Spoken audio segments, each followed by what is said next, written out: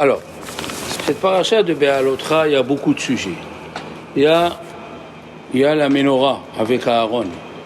Il y a le travail des Lévi'im. Il y a les Juifs qui ont fait Pessah. Il y a le Pessah Sheni. Il y a la fabrication des trompettes. Il y a Yitro. Et il y a les signes. Je crois que vous n'avez jamais vu ça. Voilà, Nun à l'envers. Dans le Sefer Torah, il y a 2 psukim avec 2 Nun à l'envers. D'accord? On va savoir pourquoi on les a mis ici. Ok, ça c'est... Après on a Myriam, qu'elle a parlé de son frère, la nomination des 70 sages, et on a Myriam qui a parlé à la Shana, ouais. Et alors là, hein, tous ces sujets, on va essayer de les analyser. Ok?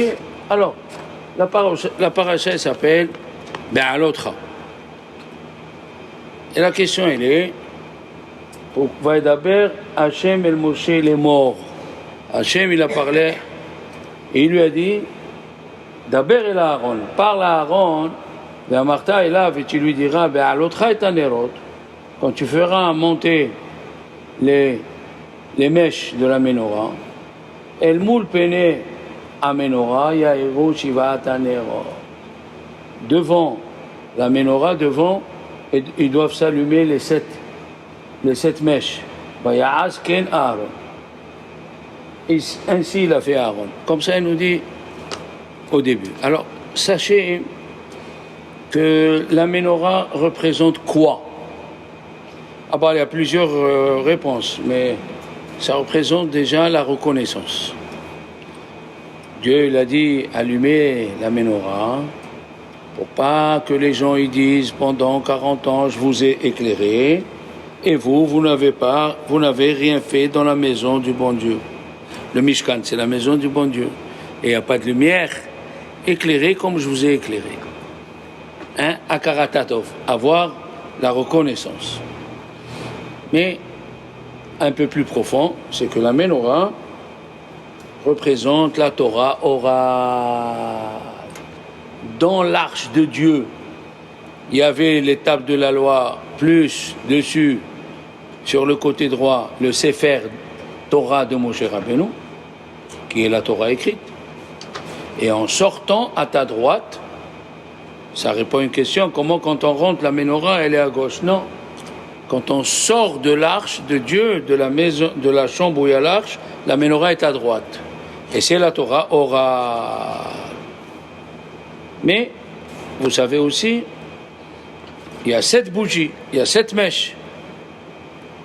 Et la Gemara dans Shabbat, 116, la page 116, elle amène un pasouk qui est écrit dans Mishlei, Hatzabea Shiva, Hatzabea Amudea Shiva. Qu'est-ce que ça veut dire?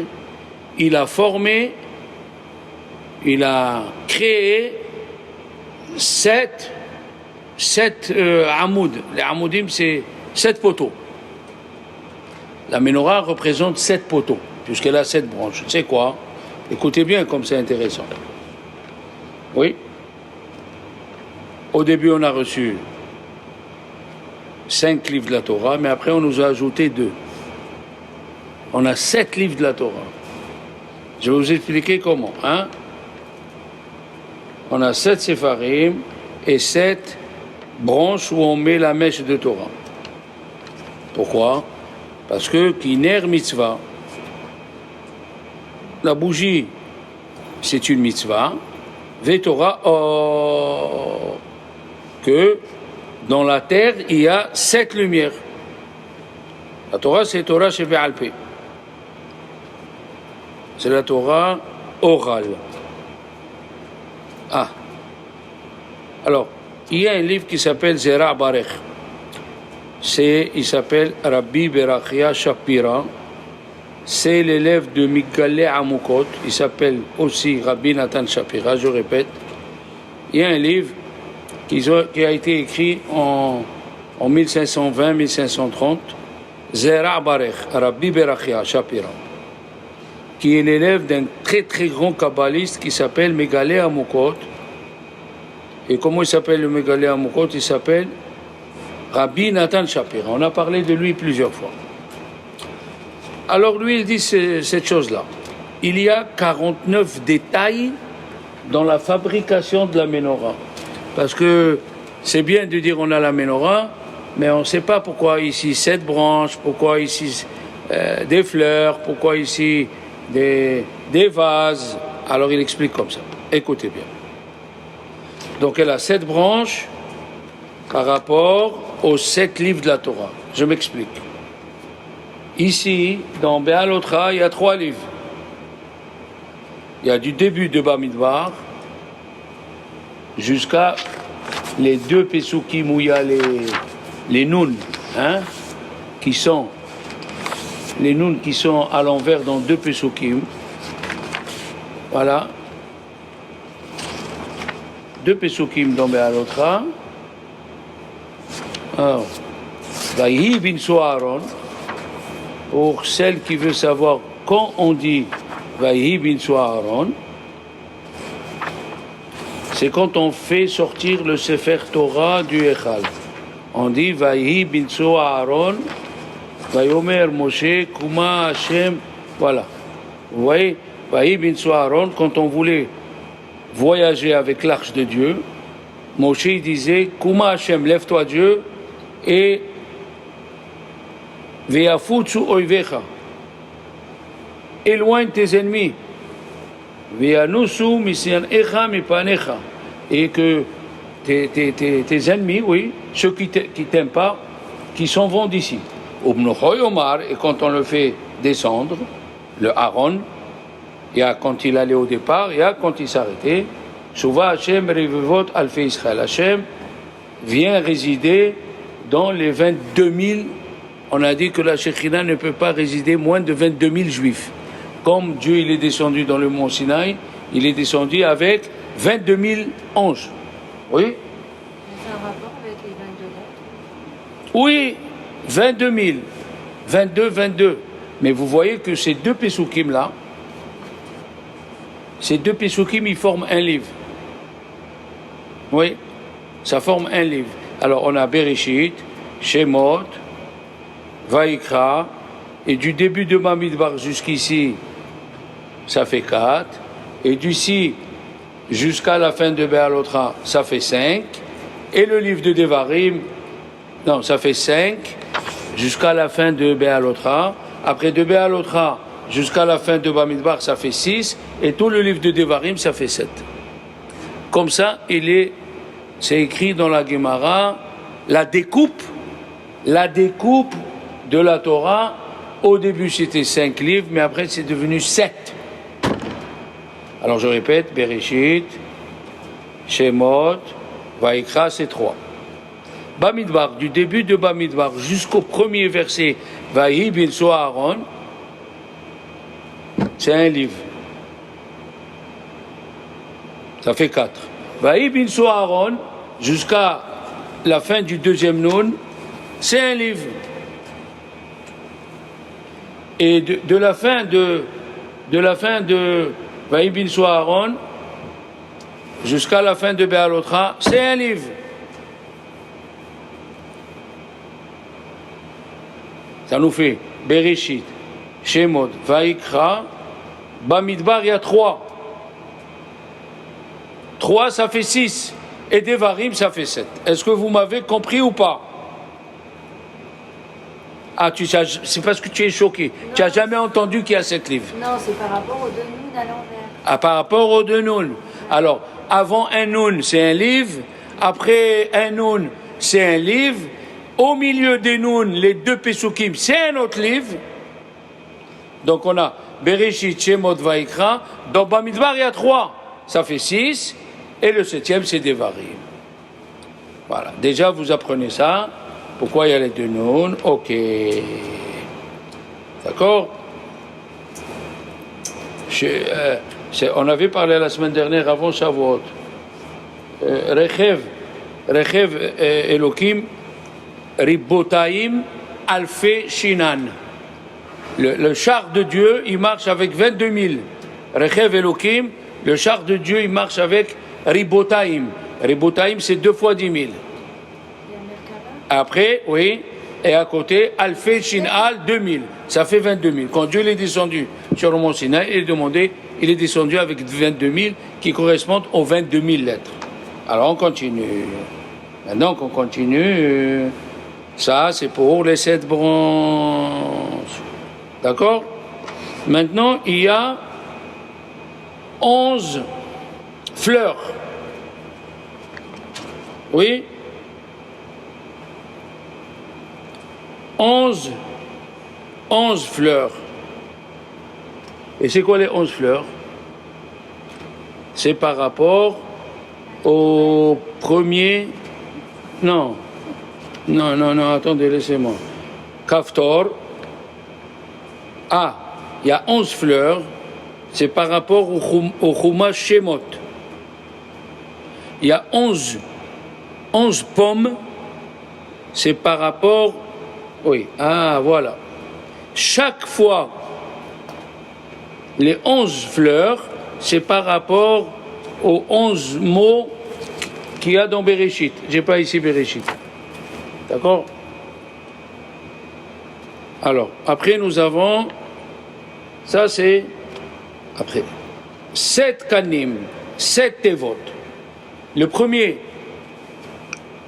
les mèches, 7 mèches, par rapport au premier pasouk de Bereshit. Bereshit, bara, Elokim, et Hashamaim, ve'et haaretz, ça fait 7. 7 mèches. Ok. Après, il y a 11 fleurs par rapport aux lettres qu'il y a au début de Shemot. Ve'ele Shemot bene Israël Aba'im Mitzrayma et Yaakov Ishu Beto Ba'u. Voilà, 11 mots. 11 mots par rapport aux 11 fleurs, kafterot. D'accord?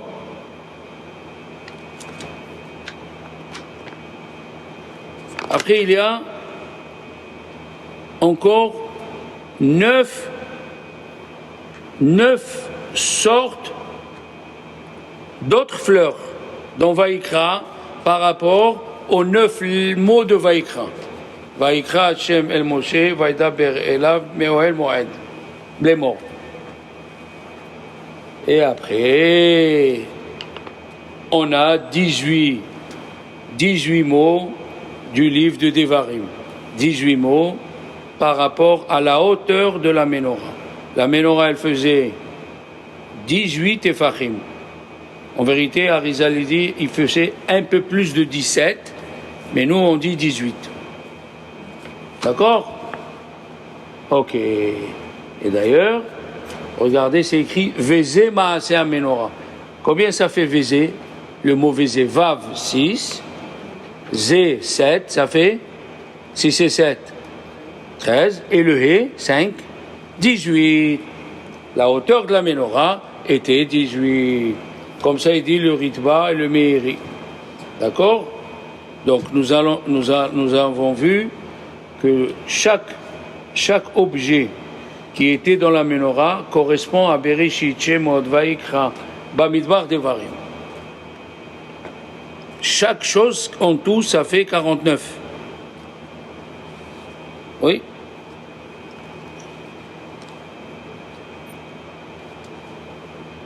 Il y avait des petits gevim, c'est-à-dire des petits timbales.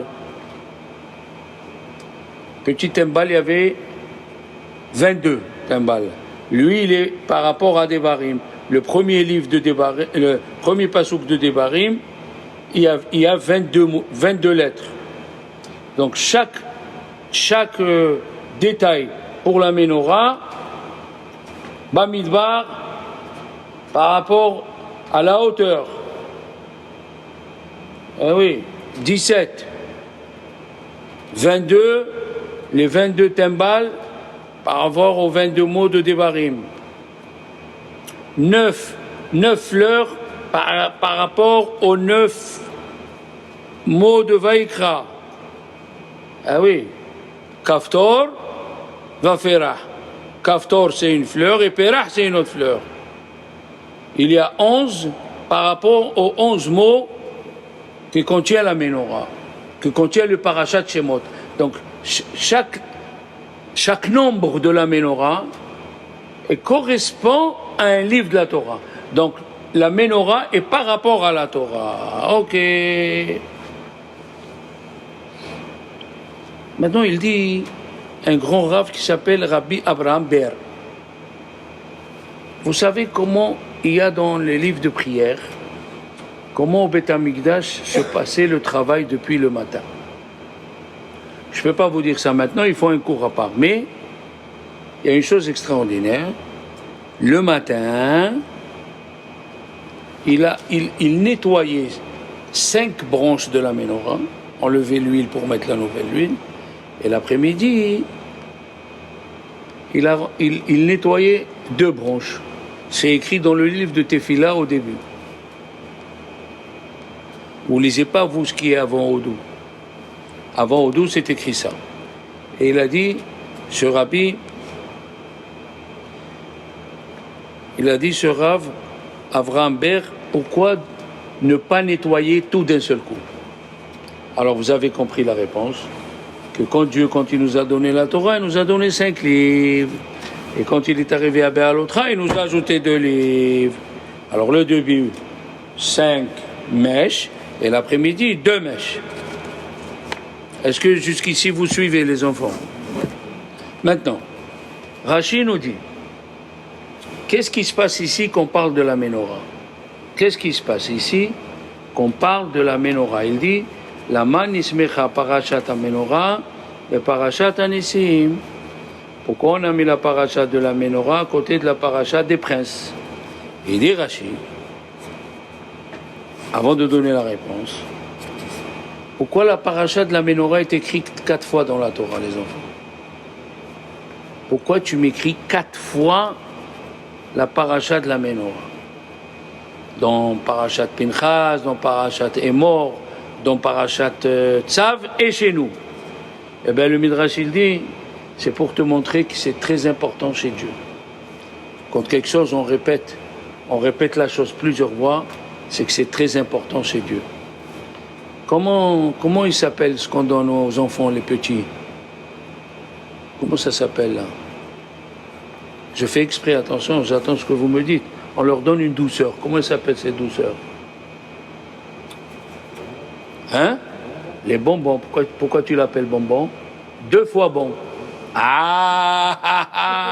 J'ai fait exprès que vous sachiez, quand la chose est répétée, c'est 2 fois bon. Bon. Fallait arrêter juste à un mot. Bon. Eh bien, quand la Torah répète la chose, c'est qu'il y a une importance. Elle a répété 4 fois la Ménorah. Aussi, je vais vous dire, la Torah, elle a parlé 6 fois sur les vers. Vous devez comprendre, pour vérifier une salade verte, c'est très très important qu'il n'y ait rien dedans. 6 fois la Torah a répété l'interdiction, c'est pour nous dire que si tu manges un petit ver de terre, que tu ne vois pas qu'il est la même couleur, tu transgresses 6 interdictions. Une coccinelle ou une chenille, tu as compris? Faites très attention. Alors après, Rashi nous dit pourquoi on a mis la paracha de la Ménorah à côté de la paracha des korbanot des Nissim, des princes. Dans la paracha d'avant, on a dit que Dieu, dans parachat Nasso, il y a eu 12 personnes qui ont sacrifié pour l'inauguration du temple les mêmes korbanot. 12, les 12 princes. Pourquoi?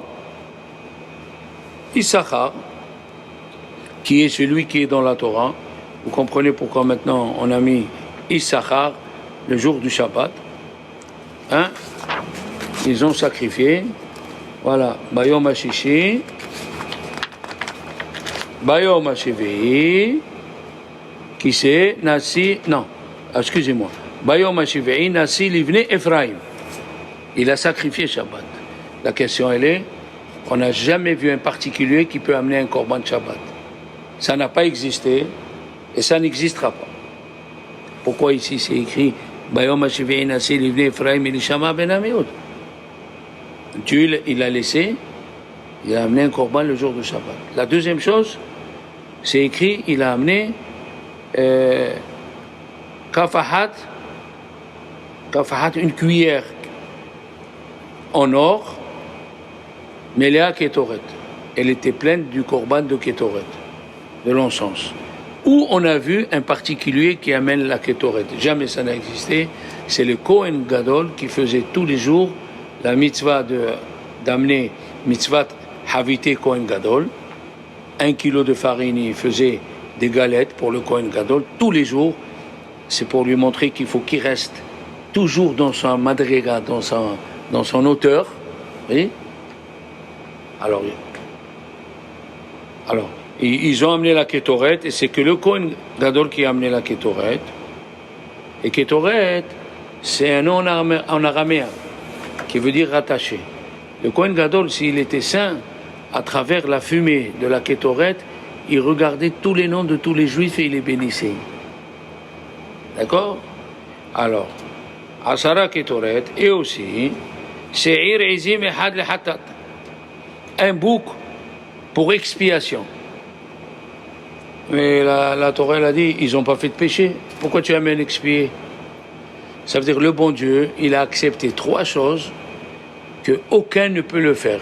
Il les a acceptées pour l'inauguration du Mishkan.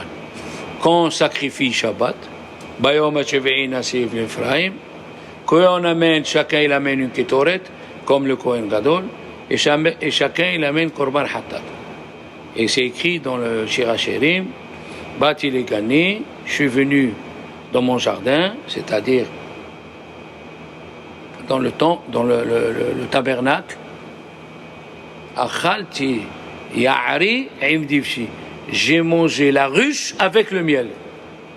Le miel, c'est bon, mais la ruche, ça veut dire qu'il y avait des choses qu'on ne doit pas faire et j'ai accepté. Pourquoi? On sait que la Torah, elle est avare dans les lettres. Et ici, elle a écrit 12 fois 8 Pesukim. 12 fois 8 Pesukim. Pourquoi? Qu'est-ce qui se passe? Il dit, le Midrash et le Ramban, il le dit, quand les Juifs ils sont ensemble à Kadosh Baruch Hu, il est tellement content, même s'il faut écrire 12 fois le même verset, eh bien on écrit 96 Pesukim pour montrer comment Dieu il aime quand on est dans l'union. On l'a vu déjà, Dieu il a amené le Maboul parce qu'il a levé le vol, et le vol c'est la désunion. Et Dieu n'a pas détruit la tour de Babel, il leur a juste changé les langues parce qu'ils étaient unis. L'union, c'est pas l'union fait la force. L'union fait la force. 12 fois. L'agdil Torah ou la dira, pour augmenter la Torah. Ok. Alors maintenant, revenons à Aaron. Aaron, alav shalom, il a vu que les 12 tribus, ils ont amené, et lui, il n'a pas amené. Alors il s'est vexé un peu. Il n'était pas là-bas, ni lui, ni sa tribu. Il lui a dit à Kadosh Baruch Hu, la tienne est plus grande que la leur. Pourquoi? Eux, ils ont fait un sacrifice une fois. Mais toi, tous les jours, tu allumes la menorah.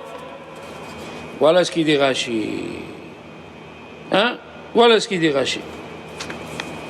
Le Ramban, qui est à côté, Rabbi Moshe Bar Nachman,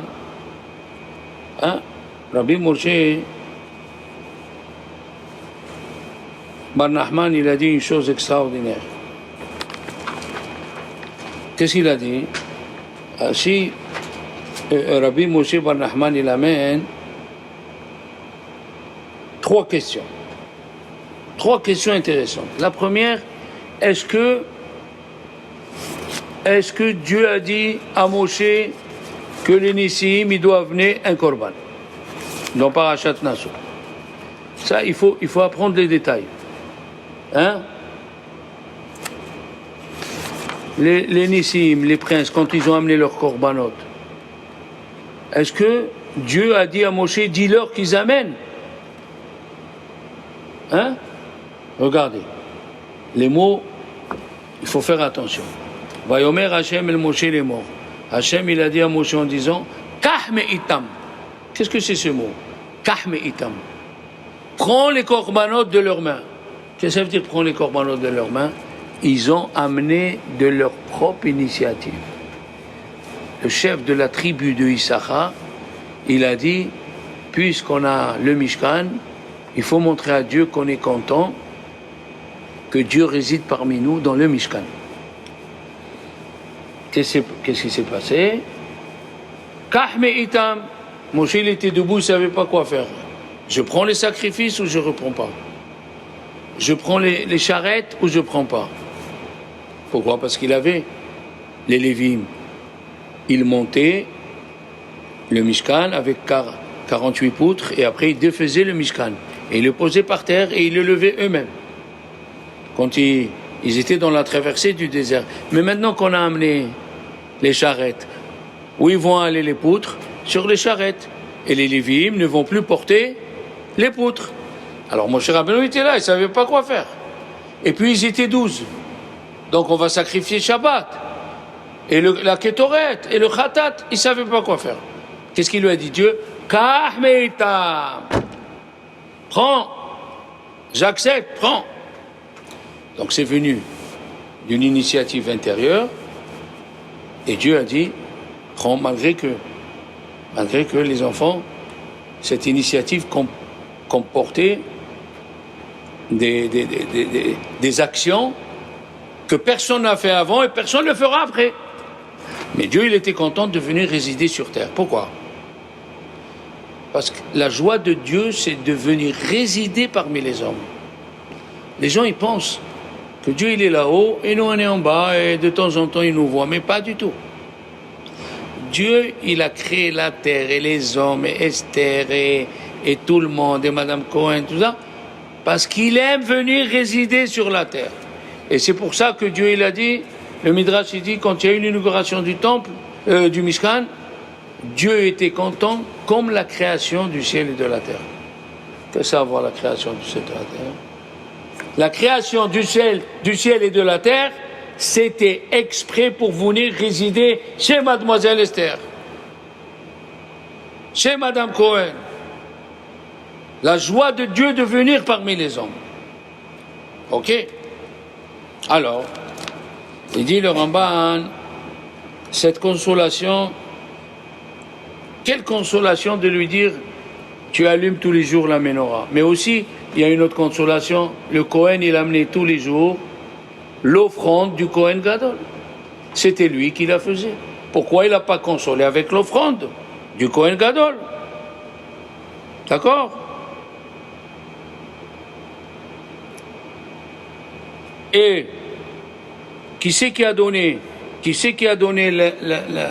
l'idée de faire les korbanot? N'oubliez pas, c'est Issachar, son prince, il s'appelle Netalel Ben Souar. Et puis, allumez la menorah. Les enfants, je vais vous dire un truc que vous ne savez pas. Nettoyer la menorah, c'est obliger un Cohen. Allumer la menorah, même un juif normal, il peut l'allumer. Ah, tu vas me dire, mais un juif, il ne peut pas rentrer dans le Kodesh. C'était très facile. On peut transporter la menorah jusqu'à la cour où les juifs ont droit. Un juif, il allume et il la remet à sa place. Donc quoi il a consolé? C'est quoi cette consolation? La consolation, elle est, dit le Ramban,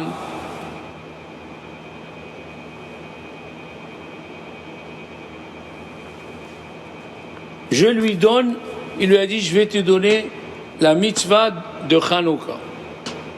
La consolation, je vais te donner la mitzvah de Hanouka qui va venir presque 3200 ans après la création du monde. Mais de chez Aaron, ça fait 3 fois 4, 12, 13, 1300 ans. Est-ce que c'est une consolation? Je dis, Madame Cohen, vous savez, tu as eu envie de faire cette mitzvah, je te fais un chèque Hein? Je te fais un chèque en l'an, qu'est-ce qu'on est? 5781, en l'an 5900. Tes arrière-petits-enfants, ils vont recevoir chacun 50 milliards. C'est quoi cette consolation? Donne-moi 100 millions maintenant et prends le reste. Les enfants, nous, on est des êtres humains. Et le temps, chez nous, il est compté avec 24 heures. Chez Dieu, un jour, c'est 1000 ans. T'as compris? Un jour, c'est 1000 ans, c'est rien. Donc, quand le Ramban nous dit ça, il compte pas les jours par rapport à nous, par rapport à Dieu. Il lui a dit parce que tu as voulu t'accrocher à la mitzvah, tu n'as pas eu. La deuxième question, si vous vous rappelez, c'était est-ce que tu as amené? On t'a dit non. Aaron, on t'a dit d'amener et tu as dit non. Même les autres, ils ont amené d'eux-mêmes, les 12 tribus. Jusqu'à qu'on a amené le passou, Kahmeitam. Toi aussi, il fallait amener et on va voir s'ils vont dire non. Tu as compris? Mais en hébreu, ça s'appelle la tchouka. La tchouka, l'envie d'amener. L'envie, cette envie d'amener, elle a écrit la Chanukah. Où on a trouvé que les envies, c'est ce que tu as dit tout à l'heure et je t'ai dit, garde-le. Tu as compris ce que je t'ai dit? Ici, écoutez bien. Dieu, il a séparé les eaux de la terre des eaux du ciel. Ils ont compensé, l'ange de la terre, il a commencé à pleurer. Il a dit, comment c'est possible? Tu me sépares, j'étais à côté de toi, dans le ciel, j'étais à côté de toi, hein? Et maintenant, je suis loin de toi, dans la terre. Il lui a dit, ok, je vais te consoler. Il lui a dit quoi? Il lui a dit, on va faire, pendant 8 jours à Sukkot, on va verser de l'eau autour du Misbéah. Nisuch Hamayim. Il lui a dit, ah bon? Et qu'est-ce qu'on fait avec les eaux salées? Ça, c'est pour l'eau douce. Et l'eau salée? Parce qu'on prenait l'eau du Mayan, l'eau du torrent qui était à côté du Beth Amikdash, et tous les jours de Sukkot, on versait de l'eau autour de l'autel. Et le 7e jour, on versait 7 fois, pour prier à Dieu qui nous envoie la bonne eau. Parce qu'on rentre dans l'hiver. Il lui a dit, ça c'est bien, ça c'est sur l'eau douce. Et l'ange il s'est mis à pleurer. Et l'eau salée? Il lui a dit, tu as raison. Al-Kol Korban Echat Akriv Melah. Chaque Korban, il faut mettre du sel pour rappeler l'eau salée. Et pas que le Korban. Dans chaque maison de Juifs, on met la salière à table. Pourquoi? Parce que l'ange, il a pleuré, il a voulu être à côté de Akadosh Baruch. Regarde ce qu'elle fait, une envie. Une envie de s'approcher de Dieu, elle devient une action. Aaron, c'est devenu Hanouka.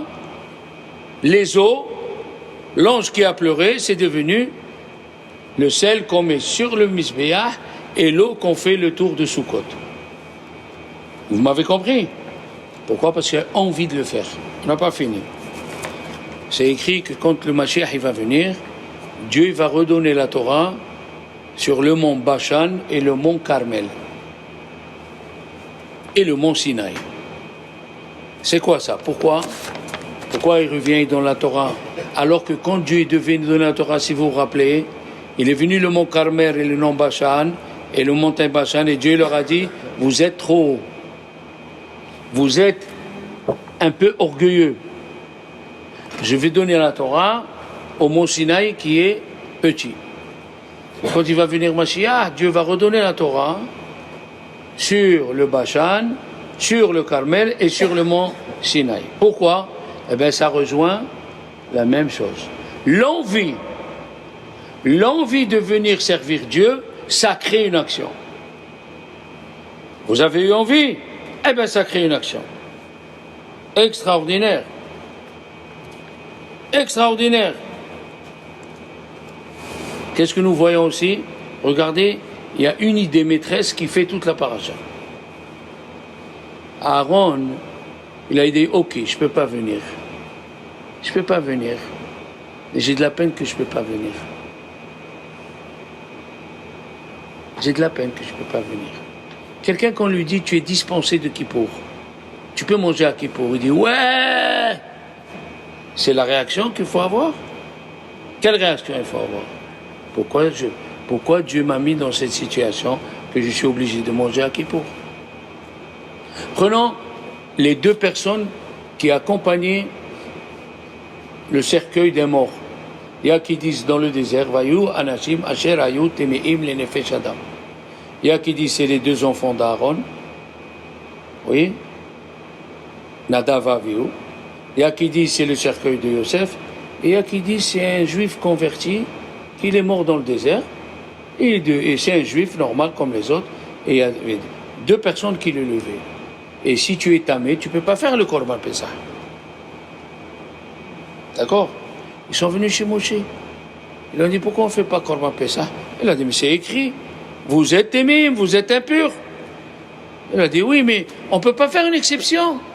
On fait une mitzvah. Une mitzvah entraîne une mitzvah. Comment ça se fait ici qu'une mitzvah, elle entraîne une avéra? Vous savez, Rabbi Chaim Brisk, il a dit une phrase terrible. Il a dit, quand quelqu'un a un cas de force majeure, Anus Rahamana Patre. Celui qui a un cas de force majeure, il ne peut pas faire la mitzvah, il est pas tour. Il a ajouté Rabbi Chaim Brisk, mais il n'a pas fait la mitzvah. Tu as compris ce que j'ai dit? C'est fin. Tu es dispensé, mais tu t'appelles quelqu'un qui n'a pas fait la mitzvah. C'est very, very difficult, hein? Et Dieu, Moshe Rabbeinu a parlé à Dieu, il leur a dit, voilà ce qu'ils me disent. Il a dit, ils ont bien fait de tenir. Tu n'es pas tour de faire Korban Pessah. Tu n'es pas tour. Tu n'achètes pas un agneau, tu achètes 500 € de côté. Tu aurais dit, ouais. Il a dit, non. Pourquoi on ne fait pas? Voilà comment il faut se conduire. Et Dieu, il a dit à Moshe, je vais créer Pessah Sheni pour eux. L'envie, Aaron, l'envie, Aaron, les deux qui n'ont pas fait Korban Pessah, on a parlé d'un troisième, le sel, les montagnes, l'envie de faire. Pourquoi tu. Et là, je vais vous raconter une histoire avant de continuer. Le Sava Mislabotka, c'était un très grand rabbin qui était un des élèves de Rabbi Israël Salanter, qui est le père du Moussar. Il a dit, il y avait un élève, il est venu chez le Rav, il lui a dit, voilà, on est à 3 jours de Rosh Hashanah, j'ai reçu un télégramme, comme quoi, de ma mère, dans la ville, celui qui sonnait, il est mort, et moi je sais sonner. Ma mère, elle m'a dit, est-ce que je peux venir? Je viens vous demander la permission. Il lui a dit, tu peux partir. Excusez-moi. Il est parti, il a sonné le chauffard, écoutez ça. Ça vraiment, ça rejoint tout ce qu'on a dit.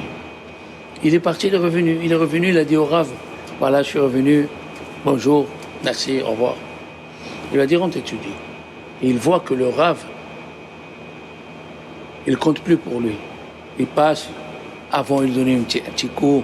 Comment il encourage un Rav? Il vient te dire, Chazak, un petit coup. Et il fait comme ça sur la radio, continue, Chazak. Il a dit, je vais demander une audience. Elle est rentrée dans le bureau. Il a dit, oui. Il a dit, Rav, je ne sais pas, qu'est-ce que vous avez avec moi, pourquoi, tout ça. Il lui a dit, aucun problème, va étudier. Hein? Il a demandé aux anciens élèves.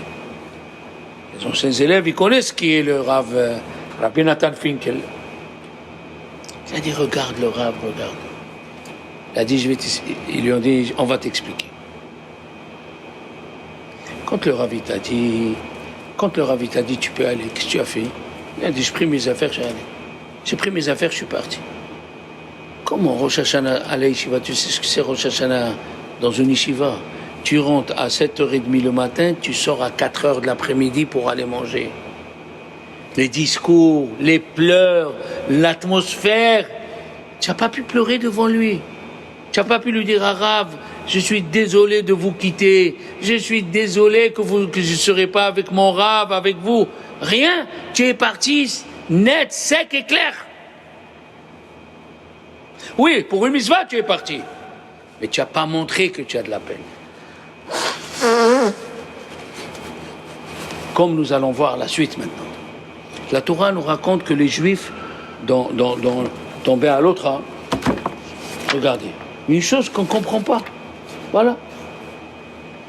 Qu'est-ce qu'il y a écrit écoutez, Vaïdaber Hachem el Moshe les morts, les Tzetam, Ve'yasu Israël et Tapasah bemoado.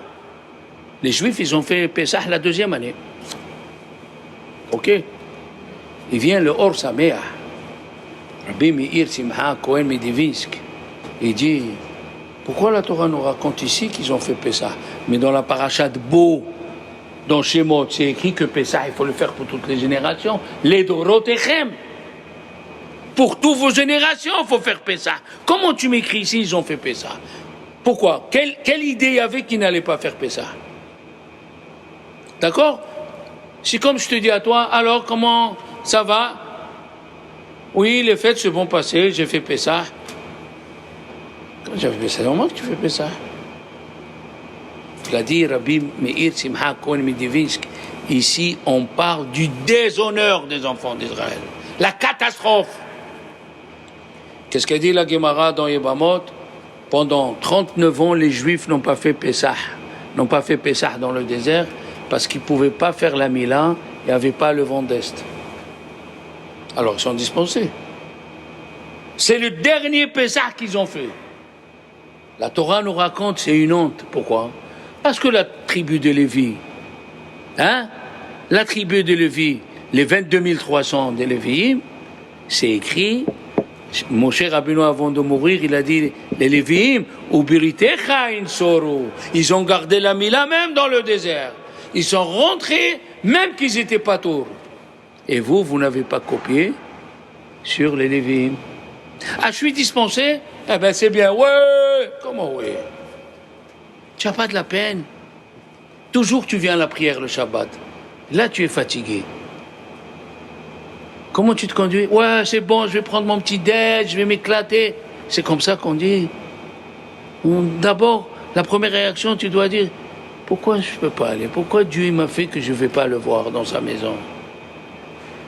Quand le Rav ne peut pas faire un cours, ouais, dimanche de libre, allez, on va aller à la Ciota, dans un côté caché. C'est comme ça qu'il faut réagir. Quand il n'y a pas de cours, pourquoi Rav, vous ne faites pas cours? Vous avez mal à la tête. Prenez Doliprane 1000, prenez la maline, prenez. C'est comme ça qu'il faut la réaction. La réaction, c'est il faut montrer ta peine que tu peux pas faire ça.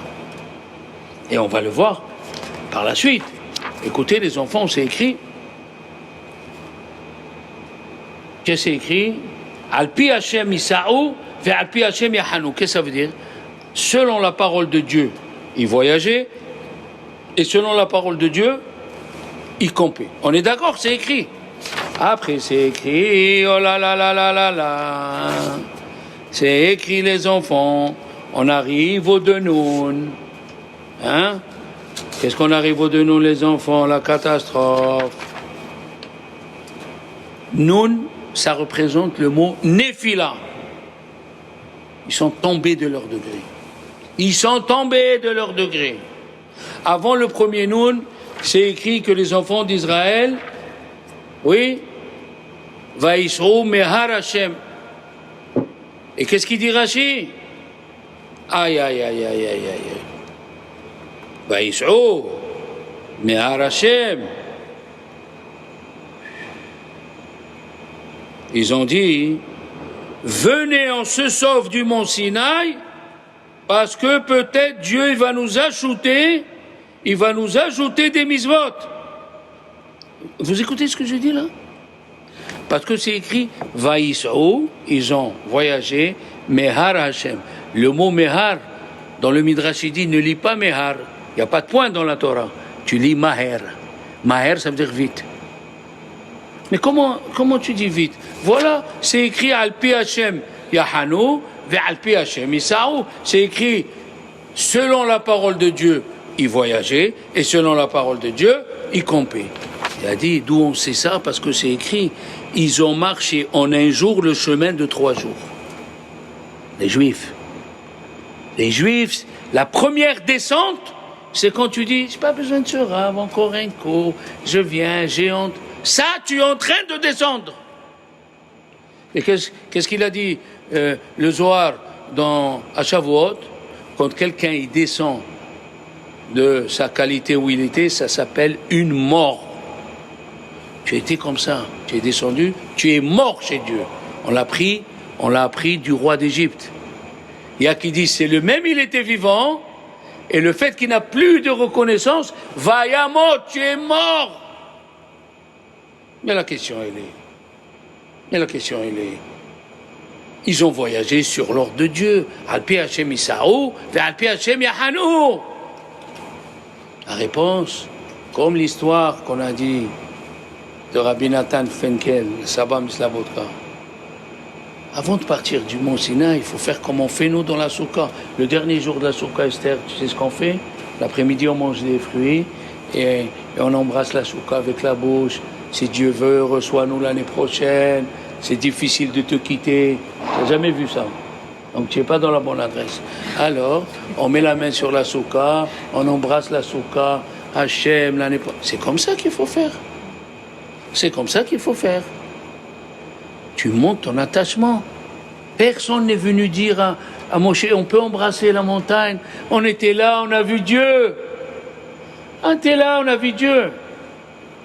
Personne n'a fait ça, malheureusement. Alors le Noun, c'est une néphila. Le Noun, c'est tu es tombé de degré. Quand tu n'as pas cours, il faut aller chez le Rav. Pourquoi vous ne nous avez fait pas cours? Pourquoi? Personne n'y parle. Il n'y a pas cours. Eh bien, il n'y a pas cours. Vive la musique! Non, il faut être là. Moi, je dis, quand on vient à la synagogue pendant la semaine, de la façon comment tu te gares avec la voiture, tu montres ce que tu as dans la tête. C'est quoi? La façon dont tu te gares, si tu te gares en ayant le capot qui donne au mur de la synagogue et le moteur qui va vers la sortie, ça veut dire dans ta tête, tu es venu pour sortir. Si tu laisses la voiture, le capot du moteur vers la synagogue, écoutez cette phrase, je finis avec cette phrase parce qu'il y a encore pour 1 heure. Je finis avec cette phrase qui est vraiment, oh là là. Rabbi Eliezer Askari, c'était le bedeau de la synagogue de Harizal. Tout le monde le prenait pour un bedeau, pour montrer sa grandeur. Le jour de l'Akba Omer, Rabbi Shimon Bar Yochai, Harizal, il est venu Rabbi Shimon Bar Yochai, il s'est transformé encore. À côté de sa tombe, il a dansé avec celui-là et Harizal et Rabbi Shimon Bar Yochai, pour montrer quelle était sa grandeur. Il a dit, Rabbi Eliezer Askari, la synagogue ou le centre d'études, c'est le verger pour les tzadikim. Ils mangent des fruits, ils sont à l'ombre. Et c'est le Gehinam pour les Rechaim. Il y a des gens, plus ils arrivent en retard, plus ils sont contents. Ou s'ils arrivent en retard, ils sortent 5-6 fois, il ne peut pas. Rendez compte ce qu'il dit ce Rav. Tant que tu es assis avec un Rav, il a dépassé de 2 minutes le cours. Qu'est-ce qu'il y a? Non, il faut attention, Voilà la différence de la paracha de la semaine. De nous donner envie de monter. Ça veut dire que si tu veux monter, tu divises le mot envie en 2. Envie. Là, tu montes. Tu viens au cours. La première, la deuxième, tu viens, tu montres que tu aimes Dieu. Et pas tant que tu peux venir en retard, tu viens en retard. Voilà, mes amis, une bonne semaine. Si tu peux m'envoyer, s'il te plaît.